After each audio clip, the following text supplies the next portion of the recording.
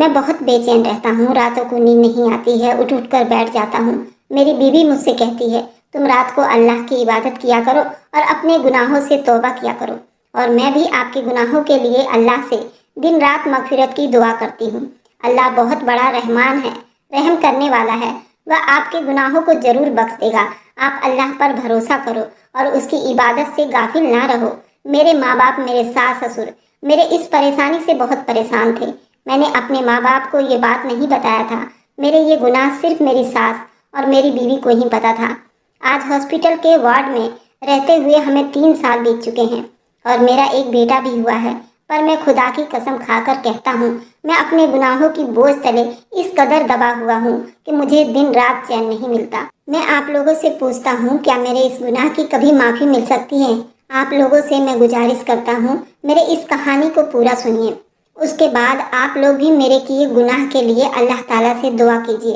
शायद आप लोगों की दुआ अल्लाह सुन ले और मुझे करार आ जाए। ये कहानी एक पारिवारिक जीवन से संबंधित है, जिसको सुनकर आपको भी बहुत सी बातें सीखने और समझने को मिलेगी। लेकिन दोस्तों, कहानी में आगे बढ़ने से पहले बस आप लोगों से वही पुरानी रिक्वेस्ट है, आप हमारे YouTube चैनल को सब्सक्राइब कर लीजिए और वीडियो को लाइक कर दीजिए, जिससे मेरा भी हौसला बढ़ता रहे और मैं आपके लिए रोजाना नई नई इंटरेस्टिंग कहानी लेकर आती रहूंगी। चलिए लिए चलती हूँ उसी कहानी के तरफ। मैं अस्पताल में मुर्दा घर का हेड इंचार्ज था। जो भी जवान लड़की उस मुर्दा घर में रखी जाती तो रात के सन्नाटे में मैं उसे निकाल कर उसके साथ शारीरिक संबंध बनाता था। एक रात एक डॉक्टर से बहुत बड़ी गलती हो गई। उस डॉक्टर से एक कंवारी लड़की की मौत हो गई तो उसने उस केस को रफा दफा करने के लिए उसने मुझे लाखों रुपए देकर चला गया। मैं जब उसे कब्र में दफनाने कब्रिस्तान ले गया तो मेरा नीयत खराब हो गया, इसलिए मैंने उसके कपड़े उतारे। उसका बदन बहुत खूबसूरत था। जैसे ही मैं उस लाश को अर्धनग्न करके उसके साथ शारीरिक संबंध बनाने लगा तो मेरे रोंगटे खड़े हो गए, क्योंकि मेरी उंगलियां धीरे धीरे उस हसीना के बदन पर घूम रहा था जो बिल्कुल बेजान सी मेरे सामने पड़ी थी। उसकी रंगत चांदनी की तरह दमक रही थी। उसके होठों की खूबसूरती मुझे मदहोश कर रही थी। ऐसा हुस्न मैंने आज तक कहीं नहीं देखा था, जबकि आज तक मैंने कई जवान लड़कियों के साथ मैं ये सब कर चुका था जिसकी मैं ख्वाहिश रखता था। लेकिन ये लड़की सबसे अलग थी। न सिर्फ खूबसूरत थी बल्कि चेहरे पर इस कदर मासूमियत थी, मैं हैरान रह गया था। मैंने धीरे से उसके ऊपर से चादर हटाई थी। अपनी निगाहों से उसे अपने अंदर उतारने लगा था। उसके हाथों की मक्खन जैसी उंगलियों को मैंने अपनी उंगलियों में चिपका कर देखा था और खुद पूरी तरह उस पर झुक गया था। उसे देखने के बाद मेरे दिल में खुद ब खुद एक ख्याल आया था, इतनी जवानी में कैसे ये मौत के मुंह में चली गई। ये अगर जिंदा होती तो उसका हुस्न शायद और भी गजबनाक होता। मेरे हिसाब से वो कोई 18-19 साल की जवान लड़की थी जो 1-2 साल बीतने के बाद तो पूरी तरह से खिलकर गुलाब बन जाती और किसी का भी चैन लूट सकती थी। मैंने आगे बढ़कर उसकी गर्दन पर अपने दहकते हुए होंठ रख दिए थे। अपनी गहरी सांस उसके होंठों पर छोड़ दी थी। धीरे धीरे उसे छूते हुए मैं उसकी खुशबू को अपने अंदर उतारने लगा। उसके अंदर से ऐसी खुशबू आ रही थी जैसे वह किसी फूलों के बाग से नहाकर आई हो। उसने एक अजीब सा खुला कुर्ता पहन रखा था जिसे उतारना मेरे लिए बहुत आसान था। आमतौर पर ऐसे कुर्ते आदमी पहनते हैं, क्यों उस लड़की ने ये कुर्ता पहना हुआ था। मैंने बहुत धीरे से वह कुर्ता उसके बदन से अलग किया। मैं उस मोम की गुड़िया को नुकसान नहीं पहुंचाना चाहता था। मेरी नजरें उसके हुस्न से हैरान होने लगी। मेरे बदन से गर्म पसीने छूटने लगे और मैं पिछले कई रातों से तन्हाई का अजाब झेल रहा था। और जो आज की रात ये तन्हाई खत्म होने को थी, वो मेरी चारपाई पर इस तरह पड़ी हुई थी कि मेरे लिए कोई जगह बाकी न थी। मैं जैसे तैसे उसमें समाने की कोशिश करने लगा। मैंने किसी तरह उसे अपने सीने से लगाया था और अपने होठों से उसके पूरे जिस्म को छूने लगा था। वह मासूम सी दुबली पतली लड़की और मैं एक लंबा चौड़ा जवान मर्द, और वे जिंदा होती तो शायद मेरे जज्बात को बर्दाश्त ना कर पाती। मेरी मजबूत पकड़ की वजह से ये कब्रिस्तान उसकी चीखों से गूंज उठता। मेरे अंदर हर गुजरे पल के साथ और ज्यादा बेचैनी बढ़ती जा रही थी और मैं अपने होठों से अपने प्यास को बुझाने की नाकाम कोशिश कर रहा था। लेकिन कुछ देर के बाद मेरी बर्दाश्त खत्म हो गई तो मैंने धीरे से उसके ऊपर से चादर फेंक दी और रही सही कपड़े भी उसके बदन से अलग कर दिए। उसका हसीन वजूद बिल्कुल खुले हालात में मेरे सामने था और मैं बेकाबू अपनी हद से आगे बढ़ने लगा था। हमेशा एक बेजान कुंवारी लड़की को इस्तेमाल करके मैं खुश होता था, लेकिन उस लड़की का बेजान होना मेरे अंदर की तड़प को बेहाल कर रहा था, मेरे दिल को बुरी तरह से धड़का रहा था। वह भी मेरे जज्बात को महसूस करे। मैं उसे झकझोरने की नाकाम कोशिश कर रहा था, ये जानते हुए भी वो एक मुर्दा लड़की है। मैं पूरी तरह से अपने होश खो बैठा था। मैंने जैसे ही पूरी तरह उसके साथ अपनी ख्वाहिश पूरी करने की कोशिश की तो मेरे रोंगटे खड़े हो गए। मेरा नाम जब्बार था, लेकिन मैं बहुत ही बदनसीब था। जिंदगी में कभी कुछ हासिल ना कर सका, हमेशा माँ बाप के तानों का शिकार रहा। वे चाहते थे कि मैं पढ़ लिख कर कुछ बन जाऊं, लेकिन मेरा दिमाग तो बहुत तेज था और मैं बहुत कुछ करना भी चाहता था। उसके बाद मैंने 10वीं तक पढ़ाई की और कुछ तो मेरे घर का माहौल भी बहुत बेकार था। मेरे माँ बाप हमेशा आपस में लड़ाई झगड़ा करते थे और सबसे बड़ी बात ये थी, मेरा जो बाप था वह एक कब्र खोदने वाला काम किया करता था और वह चाहते थे कि माँ और हम सब कब्रिस्तान में मुफ्त के क्वार्टर में सुकून की जिंदगी गुजारे और यहीं रहकर मैं अच्छी पढ़ाई हासिल कर लूं। लेकिन माँ को कब्रिस्तान में रहते हुए डर लगता था। माँ बार बार गांव जाने की जिद लगा रखी थी। इसी बात को लेकर घर में बहुत ज्यादा लड़ाई झगड़ा होता था। पापा की जिद्दी और गुस्से के आगे माँ मजबूर हो जाती थी, लेकिन माँ मुझे मार पीट कर पापा का सारा गुस्सा मुझ पर निकाल देती थी। माँ मेरी सगी माँ थी, लेकिन जब मारने पर आती तो मुझे अधमरा कर देती थी। माँ को ये लगता था मेरे भविष्य की वजह से माँ पापा को गांव नहीं जाने देते, जबकि माँ का सब घर बार गांव में ही था और उन्हें ये जिंदगी बिल्कुल भी पसंद नहीं थी। जबकि पापा चाहते थे मैं यहीं पढ़ूं लिखूं और फिर किसी काबिल बन जाऊं और मैं हमेशा के लिए शहर में ही रह जाऊं। पापा को गांव की जिंदगी से बड़ा बैर था, मगर 10वीं के बाद ना ही मैंने कोई अच्छी पढ़ाई की। जब 12वीं क्लास में पहुंचा तो मुझे पढ़ने का दिल नहीं करता था। पापा गुस्से में मुझे घर से निकाल दिया करते थे। मेरे अंदर एक अजीब सी नफरत उभर गई। हंसता मुस्कुराता चेहरा मुझे जहर लगने लगा और कब्रिस्तान की चार दीवारी में सुकून महसूस होने लगा। ऐसे ही मैं 18 साल का हो गया और पापा को पता चल गया कि मैं उनके भविष्य का सहारा नहीं बन सकता। मुझे अफसर बनता देखना चाहते थे, इसलिए एक दिन पापा कहने लगे, मैं रिटायर हो रहा हूँ, मेरी उम्र हो गई है, अब मैं ये मेहनत ज़्यादा नहीं कर सकता हूँ। मैं चाहता हूँ कि अगर तुझे कुछ नहीं करना तो फिर मेरी जगह संभाल ले। पापा की बात सुनकर माँ के तन बदन में आग लग गई। माँ कहने लगी, इसकी वजह से तुमने मुझे सारी जिंदगी इस कब्रिस्तान में झोंक दिया था और अब चाहते हो कि बाकी जिंदगी भी हम उसके साथ ही गुजार दें। मुझे अभी इसी वक्त गांव वापस जाना है। माँ ने ऐसा हंगामा खड़ा कर दिया था। पापा ने अपनी जिम्मेदारियां मुझे सौंप दी और खुद माँ को लेकर गांव चले गए। मैं बचपन से कब्र खुदाई का काम देखता था, इसलिए मेरे लिए ये मुश्किल काम तो नहीं था। मैंने आसानी से पापा का काम संभाल लिया। मुझे इस काम में ज़्यादा पैसे नहीं मिल रहे थे और मुझे पैसों की भी ज़्यादा ज़रूरत थी। मेरे माँ बाप नहीं चाहते थे कि मैं इस कब्रिस्तान में रहूं, इसलिए मैंने अपने पापा के एक जानकार से बात की। उन्होंने कहा, तुम एक बहादुर नौजवान लड़के हो और तुमने 12वीं तक पढ़ाई की है, तो तुम्हें हॉस्पिटल के मुर्दा घर में नौकरी लगवा देता हूँ। मैं जब ये बात अपने माँ बाप को बताई तो वह भी बहुत खुश हुए। वे तो यही चाहते थे मैं हमेशा से नौकरी करूं और इस कब्रिस्तान से निकल जाऊं, लेकिन उन्हें ये नहीं पता था कि मैं यहाँ से निकलना ही नहीं चाहता, बल्कि इसी दलदल में धंसने वाला हूँ। मैं जहाँ नौकरी कर रहा था उस वार्ड में सिर्फ औरतों की ही मुर्दा लाशों को लाया जाता था, जिसमें लड़कियाँ, औरतें, बूढ़ी, बच्ची सभी होती थी। शुरू में तो सब कुछ ठीक था, फिर धीरे धीरे मैं जवान लड़कियों की लाशों को उतारते हुए मेरे दिल के जज्बात बदलने लगे। मेरे दिल में बहुत सी ख्वाहिश उठने लगी। मैंने हमेशा से कब्रिस्तान की वीरान जिंदगी को देखी थी। अब मुझे अपनी जिंदगी में कुछ रंगीन दुनिया चाहिए थी। शायद यही मेरी जवानी का वक्त था। मेरा रिश्ता बचपन से ही मेरी बुआ की बेटी से तय हुआ था।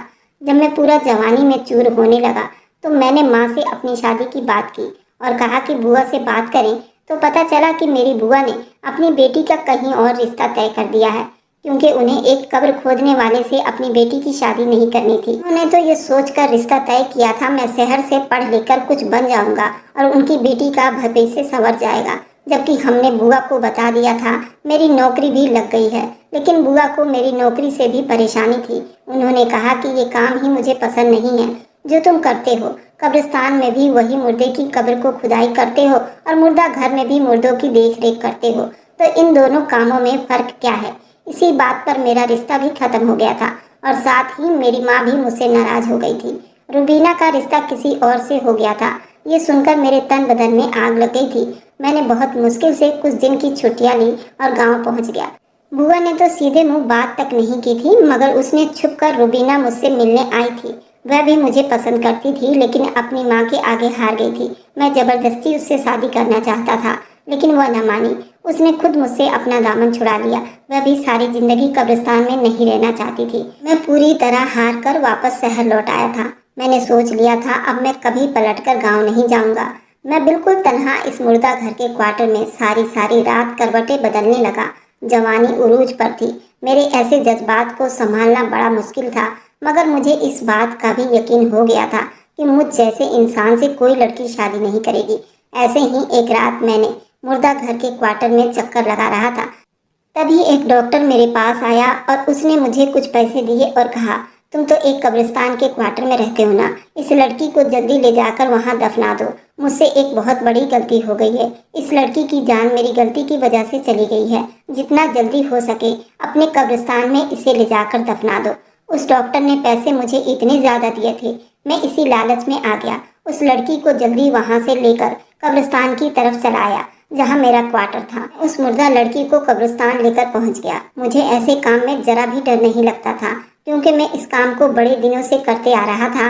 जब मैंने ये काम पहली बार किया था, उस दिन मैंने देखा एक कफन चोर जो ताजा कब्र खोद कर कफन चोरी करके भागा है। उसे तो मैं ना पकड़ सका, लेकिन जब उस कब्र के पास पहुंचा तो मुझे याद आया कि शाम को ही मैंने एक जवान लड़की के लिए ये कब्र तैयार की थी।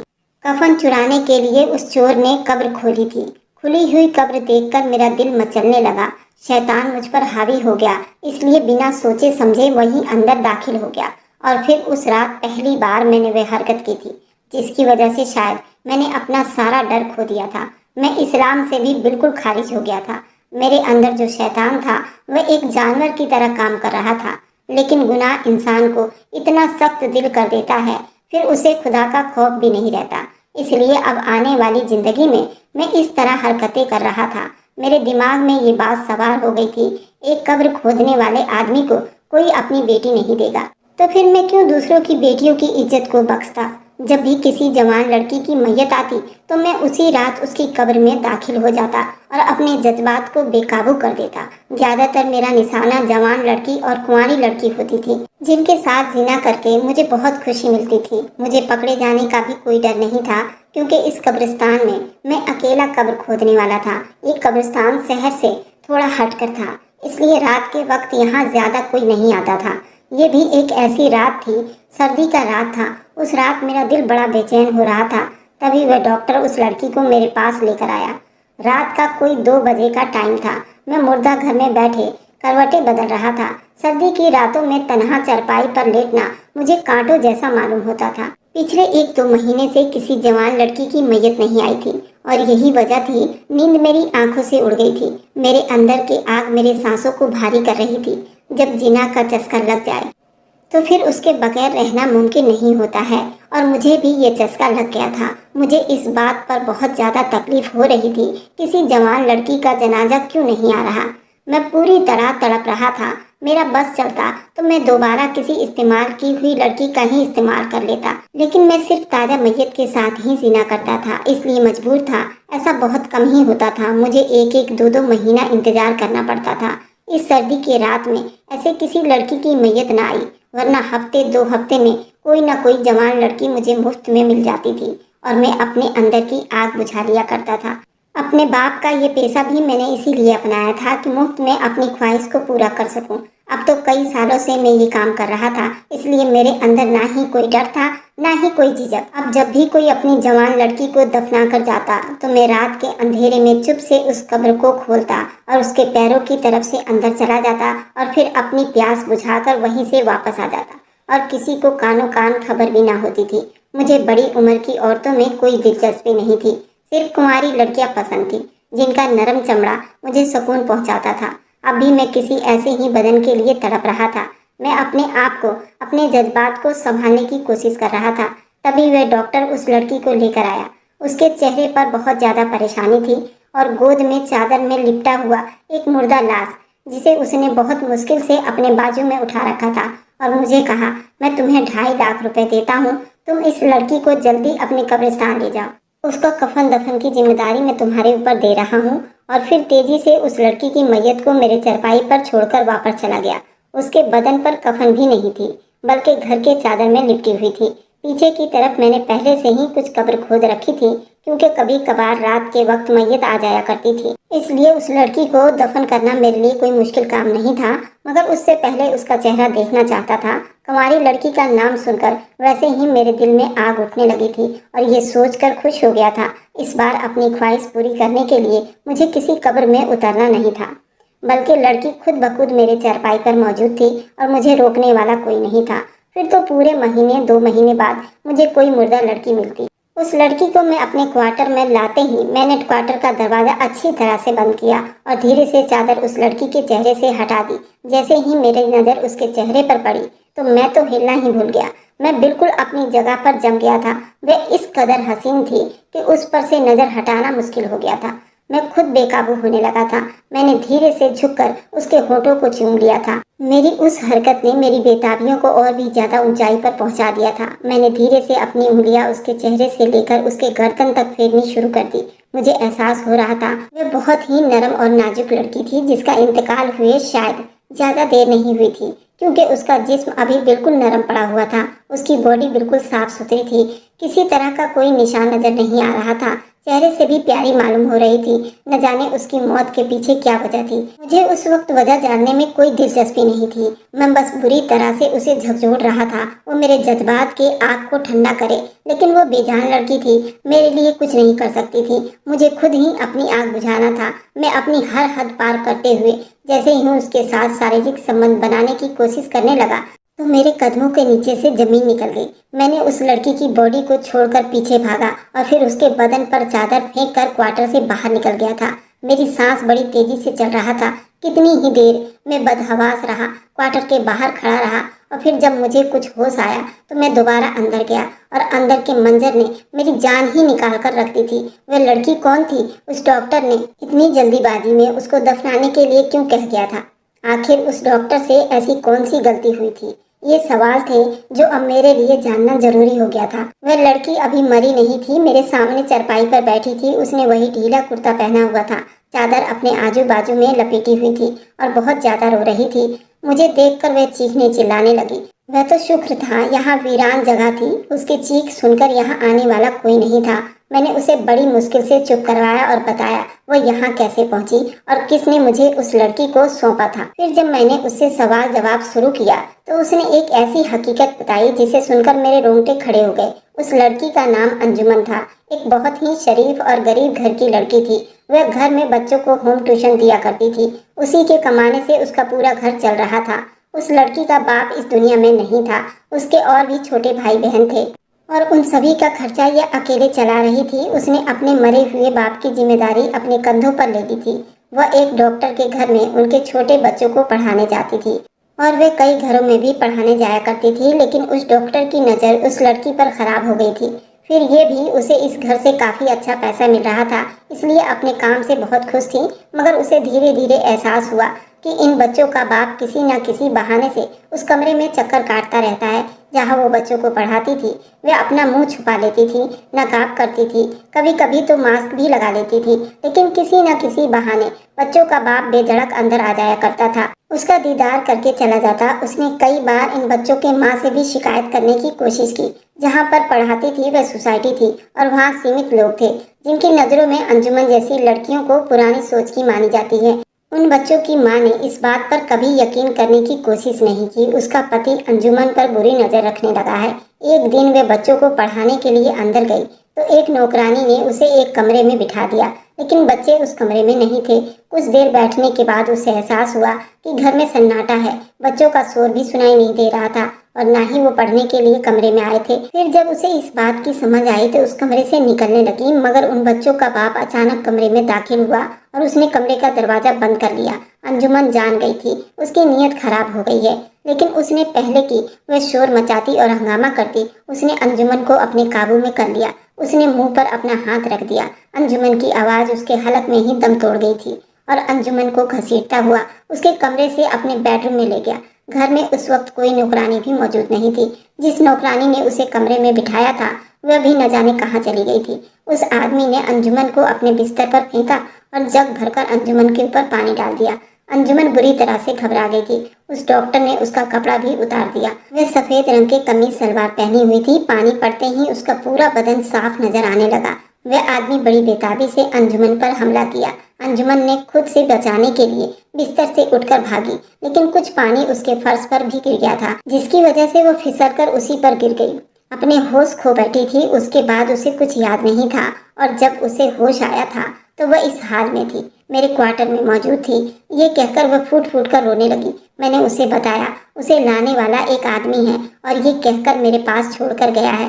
मुझसे एक बहुत बड़ी गलती हो गई है। वह तुम्हारे कफन दफन के लिए पैसे भी देकर गया था। मैंने उसे बताया कि वह जब यहाँ आई थी तो उसकी इज्जत बिल्कुल ठीक ठाक थी। उसके बदन पर कोई खरोच नहीं थी। अगर उसकी इज्जत को किसी ने नुकसान पहुँचाने की कोशिश की थी तो वो मैं था, लेकिन मैं भी उसके साथ शारीरिक संबंध नहीं बना सका था क्योंकि उससे पहले ही उसे होश आ गया था। उसे रोता हुआ देखकर मुझे न जाने क्यों बहुत तकलीफ हो रही थी। मैंने हाथ जोड़कर उससे माफ़ी मांगी और उसे उसके घर पहुंचाने की जिम्मेदारी अपने कंधे पर ले ली। वो परेशान थी। आधी रात हो चुकी थी। उसे अपनी विधवा माँ का ख्याल आ रहा था, इसलिए मैं उस रात उसे लेकर उसके घर की तरफ निकल पड़ा। उसकी माँ वाकई बहुत परेशान थी। उसके गले लगकर फूट फूट कर रोने लगी थी। अंजुमन की इज्जत पूरी तरह से खराब नहीं हुई थी, लेकिन कहीं न कहीं मैंने उस पर हाथ डाला था। इसलिए मैंने उससे शादी की पेशकश की और बता दिया कि मैं कब्र खोदने वाला हूँ। अपने बीते हुए कल के गुनाहों को कबूल भी कर लिया। अंजुमन में ऐसी क्या बात थी? मैं खुद ब खुद उससे मिलने के बाद अपने गुनाहों के बोझ को महसूस कर रहा था। मैंने अंजुमन को अपने किए हर गुनाह को बता दिया था। ये भी बता दिया था कि मैं अपनी हर गलती पर अब बहुत ज़्यादा शर्मिंदा हूँ। अंजुमन ने मुझे दोबारा कलमा पढ़ा दिया था। मेरे कहने पर 2 दिन के बाद मुझसे निकाह भी कर लिया था। उसके छोटे छोटे भाई बहन थे जिनके खातिर वह बहुत ज़्यादा मेहनत करती थी। किराए का घर था। मैं उसके घर वालों को भी अपने क्वार्टर में ले आया और उनकी ज़रूरत को अपनी जिम्मेदारी समझ लिया। अंजुमन को अल्लाह रसूल में बहुत ज़्यादा दिलचस्पी थी। मुझे बहुत समझाती थी। धीरे धीरे मुझे हर बुरे और अच्छे कामों के लिए समझाने लगी और मुझसे तौबा करवाने लगी। मेरे हर गुनाह पर मुझे पछतावा था और मैं हर रोज अपने गुनाह पर शर्मिंदा था। अब दिन रात आंसू बहाने लगा था। इस बात को करीब 2 महीने ही बीते थे। एक दिन कब्रिस्तान में एक नई मैयत को लाई गई थी। मैं कब्र तैयार कर चुका था, बस दफनाने का काम बाकी था। जब उस चेहरे पर मेरी नजर पड़ी जिसका पूरा जिस्म झुलसकर जल चुका था, होंठ भी बिल्कुल काले पड़ चुके थे, सिर्फ चेहरा सलामत था। इस चेहरे को लाखों चेहरों में भी मैं पहचान सकता था क्योंकि ये वही डॉक्टर था जो अंजुमन को लाया था। और फिर जब मैंने मालूम किया तो पता चला कि वह आदमी बहुत बुरी तरह से जलकर मर गया है। लोग दबे दबे शब्दों में कह रहे थे कि जो दूसरों की इज्जतों के साथ खेलता है उसका अंजाम ऐसा ही होता है। मैंने जब मालूम की तो मुझे पता चला कि वह गरीब लड़कियों का मजबूरी का फायदा उठाता था। उसकी गाड़ी से यह हादसा हुआ था और रोड पर चलती गाड़ी में आग लग गई थी। वह पूरी तरह से झुलस गया था। बस उसका चेहरा बाकी रह गया था। जिस्म का हर जगह जगह हिस्सा बिल्कुल जल गया था। तो बुरे काम का बुरा नतीजा तो होना ही था। जिन हाथों से वह जिना करता था वे तो बुरी तरह से जल चुका था। यहाँ तक कि उसके होंठ भी जलकर भस्म हो गए थे। अल्लाह ने उसके चेहरे को इसलिए बाकी रखा था ताकि शायद मैं उसका अंजाम देखकर और ज़्यादा सबक हासिल कर सकूं। उसे कफन दफन करने के बाद मैं सारा वक्त रोता रहा और अल्लाह से माफ़ी मांगता रहा। आज भी मेरे दिल को करार नहीं आता। मुझे डर लगता है कहीं मेरा अंजाम भी ऐसा ना हो, मगर मेरी बीवी मुझे समझाती है मैं तौबा कर चुका हूँ। अल्लाह तौबा को कबूल करने वाला है। क्या आप लोगों को लगता है मुझे अल्लाह की तरफ से तौबा मिल जाएगी या यूं ही कयामत तक मैं अपने गुनाहों तले दबा रहूँगा? मैं आप सभी लोगों से गुजारिश करता हूँ आप लोग मेरे लिए दुआ कीजिए और मेरे गुनाहों को अल्लाह माफ़ करे। जब मेरे माँ बाप को पता चला कि मैं शादी की है तो वे दोनों भी खुश हो गए। मैंने ये कब्रिस्तान का क्वार्टर छोड़कर जहाँ अस्पताल में रात को नौकरी करता था वहीं पर 3 कमरों का क्वार्टर मुझे मिल गया। अब मैं अपनी बीवी बच्चे और अपने माँ बाप और अपने सास के साथ रहता हूँ और उन सभी की खिदमत करने की कोशिश करता हूँ। अगर आपको आज की कहानी पसंद आई है तो वीडियो को ज़रूर लाइक कीजिएगा और अपने दोस्तों के साथ शेयर भी कीजिएगा। और हाँ, अगर आपने अभी तक हमारे चैनल को सब्सक्राइब नहीं किया है तो ज़रूर सब्सक्राइब कर लें। मिलते हैं हम अपनी कल की एक नई दिलचस्प कहानी के साथ। मुझ पर सदा अपना प्यार और स्नेह बनाए रखें। सभी को मेरा प्यार भरा नमस्कार दोस्तों।